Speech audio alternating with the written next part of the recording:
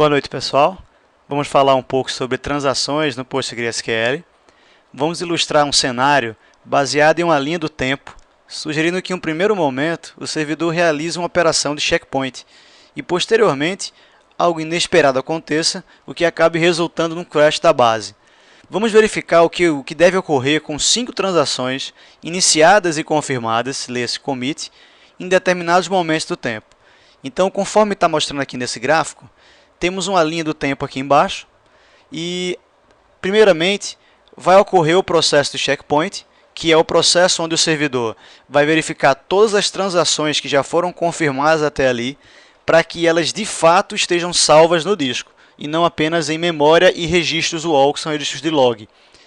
E, posteriormente a essa fase do checkpoint, vai haver, vamos no nosso cenário aqui supor que haverá um momento em que o sistema sofra alguma pane, alguma coisa, uma queda de energia, algum problema físico que derrube o sistema, derrube o servidor, e precisamos saber o que e como nós vamos recuperar as transações que foram confirmadas até então. No primeiro momento temos aí a primeira transação chamada T1. T1 é uma transação que foi iniciada e encerrada e commitada, confirmada antes do checkpoint. O que ocorre é que na fase do checkpoint T1 já vai estar digamos assim, morando no lugar onde deve, já vai estar salva no local onde ela deveria estar. Já T2 é um pouco diferente. T2 inicia antes do checkpoint, assim como T1 ela inicia antes do checkpoint, mas ela ainda não está confirmada até o momento do checkpoint. Então não há como o servidor salvar aquele dado que está em T2, uma vez que T2 pode realizar um rollback depois disso. Então, só após o checkpoint T2 é confirmada. Então veja que logo depois da confirmação de T2, do commit em T2, é que vai haver o crash do sistema. Então nós precisamos, depois do momento que for relevantar o sistema, nós precisamos reler aqueles registros de log que foram gerados por T2. É necessário que eles sejam relidos, para que T2 possa ter realmente o conceito da durabilidade do padrão ACID garantido, uma vez que ela foi confirmada e ela precisa ser recuperada posteriormente.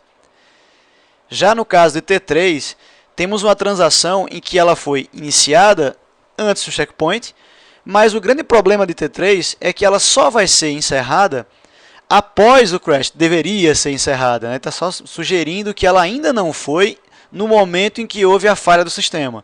Então T3 não vai ser persistido de modo algum, T3 vai ser completamente descartada. Então aquilo que T3 alterou, aquilo que T3 modificou, vai voltar à fase anterior, ou seja, vai ser desfeita qualquer alteração em T3. Como as alterações em T3 não são no Postgres, por padrão, salvas diretamente no sistema, ou seja, diretamente na base, isso é feito em registro de log no momento que é dado o commit, então nada foi afetado por T3, então podemos garantir que o sistema pôde voltar ao estágio inicial, uma vez que houve uma pane enquanto o T3 ainda não tinha sido confirmada. Então, pelo padrão pela atomicidade, pela garantia da atomicidade do padrão ACID, temos que dizer que T3 vai voltar ao estágio anterior, T3 vai ter sido feito em modo atômico, então T3 ou foi feita por completo ou não vai ser feita. Nesse caso, como houve um problema enquanto estava sendo mexido em T3, ela não vai ter nada das alterações persistidas.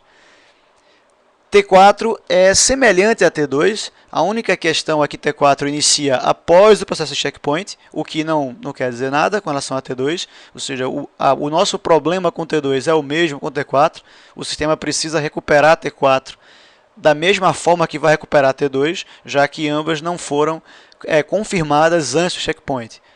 Tá? No caso de T5, temos uma situação semelhante a T3. Mesmo após o processo do checkpoint, T5 ainda não foi confirmado enquanto ocorreu, no momento em que ocorreu o problema com o banco.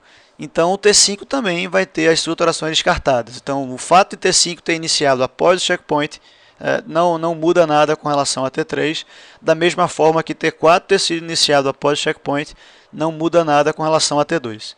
Tá ok? Espero que tenha ficado aí claro, tenha ficado interessante essa ilustração, para que vocês consigam visualizar bem aquilo que ocorre, aquilo que deve ser feito no momento de recuperação do banco de dados. Ok? Muito obrigado, boa noite.